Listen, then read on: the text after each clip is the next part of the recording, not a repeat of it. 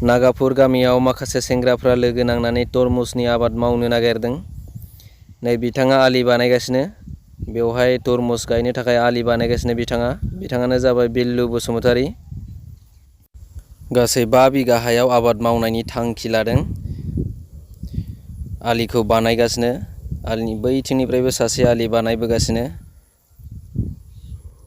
नै बियो जाबाय हासारखौ बाल्थिङाव लखबनानै लाबाय। बिथाङा हासारखौ आलियाव होलांसिगोन। सारै सारै होलांगोन बिथाङानो जाबाय मनेन ब्रह्म।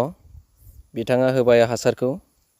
आलि खोखांनायनि उनाव हासार होयो। हासार होखांनानै बेवहाय प्लास्टिक खोबनानै होगोन।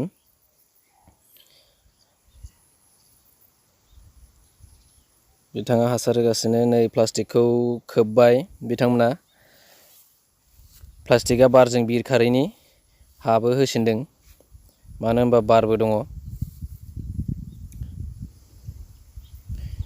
बिथांमोना गासै 5 बिगा हायाव तरमुजनि आबादखौ मावगोन। गिबि खेब मावजेननायनि थाखाय बिथांमोना 5 बिगा हायावल' मावग्रोगोन।